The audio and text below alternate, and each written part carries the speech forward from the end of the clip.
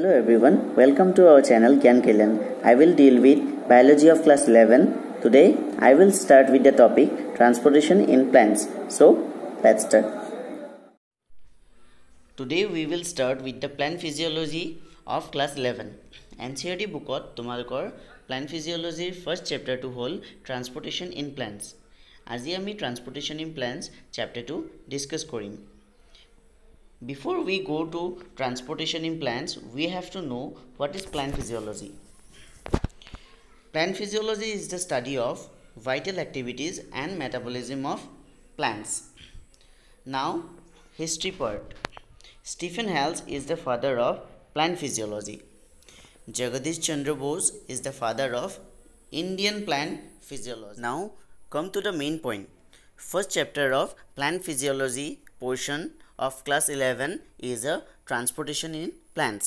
মানে প্লান্টছৰ ভিতৰত কেনেকৈ ট্ৰান্সপোৰ্ট হয় প্ৰথমতে আমি এটো জানিব লাগিব যে কি বস্তুৰ ট্ৰান্সপোৰ্টেশন প্লান্টছত হয় In flowering plants the substance need to be transported are water, mineral nutrients, organic nutrients and plant growth regulators. Plant growth regulators is also known as plant hormone or phytohormone. Always remember transportation in plants is of two types, short distance transport and long distance transport. Short distance transport দুই প্ৰকাৰৰ থাকে first হল active transport, next passive transport. এতিয়া আমি জানিব লাগিব যে active transport হয়নো কি if transport occur against a concentration gradient with consumption of ATP. ATP means adenosine triphosphate. Actually ATP is a form of energy. That is low concentration gradient to high concentration gradient, then it is known as active transport. Passive transport to active transport are opposite. In active transport, transport occurs against the concentration gradient, that is low concentration to high concentration.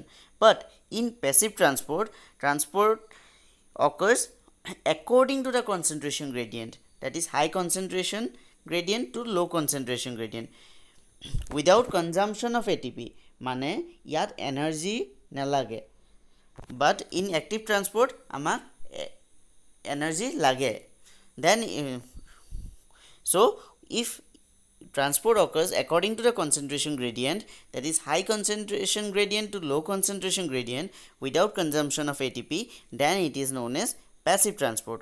It passive transport আকৌ দুই প্ৰকাৰৰ থাকে, number 1 diffusion and number 2 facilitated diffusion. এতিয়া আমি পঢ়িম short distance transport. If transport occurs within a cell, cellৰ ভিতৰত or within a tissue. What is tissue? Tissue is a group of cell. তাৰ মানে যে within a tissue মানে in between one cell to another cell.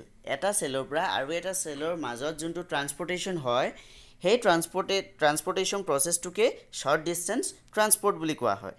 Now short distance transport is of two types. Short distance ও দুই প্ৰকাৰত ভাগ কৰা হৈছে, passive transport and active transport.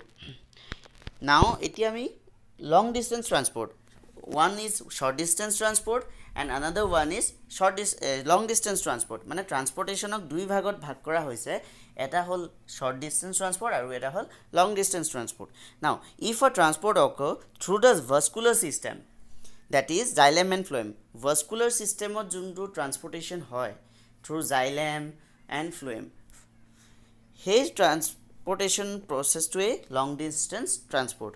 It is also known as translocation. ইয়াক translocation বুলিও কোৱা হয়. In xylem transportation is unidirectional, means rootৰ পৰা একেবাৰে stemলৈকে transportation হয়, xylem through xylem and phloem. In phloem transportation is bidirectional, মানে leaves. Bidirectional means transportation occurs from both the sides, from leaves to storage organ যায়, again from storage organ to other growing parts of the plant.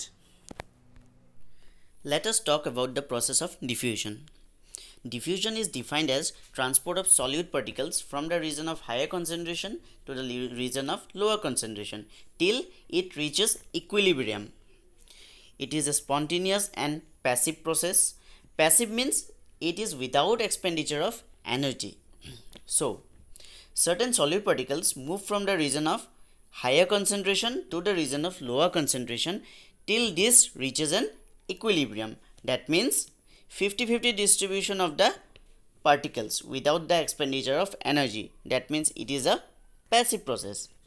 Always remember that diffusion happens in liquids and gases because their particles move randomly from the place to place. The particles collide with each other or with their container. This makes them change the direction. Eventually, the particles are spread through the whole container. In this slide, the diagram showing movement of solute from higher concentration to lower concentration, and it is scattered through the whole beaker, that is equally distributed. Now, in case of diffusion, there are certain factors which affect the rate of diffusion. So, let us talk of factors affecting the rate of diffusion. The first factor is concentration difference or concentration gradient. If the concentration gradient is more, the rate of diffusion is going to be faster. What exactly mean by this is if one side of a compartment or room has very high concentration of the solute and the other corner or other compartment is not having any of that particle, then the movement is going to be faster. Number 2 is size of molecules. Heavier molecules move from slowly, hence they diffuse more slowly. Number 3, temperature. Higher the temperature, faster is the rate of diffusion. In junior classes, we study that hot food or the food when it is being cooked can be smelled from a greater distance as compared to the food which is kept in the refrigerator. The reason is when you are cooking it or heating it, the kinetic energy of those particles is more because you are providing heat. So, because heat energy can be converted into kinetic energy, and these particles, they are able to travel a greater distance. Now number 4, distance traveled. The greater the distance that the substance must travel, the slower the rate of diffusion. Another factors of diffusion which I have not included in my slide is density.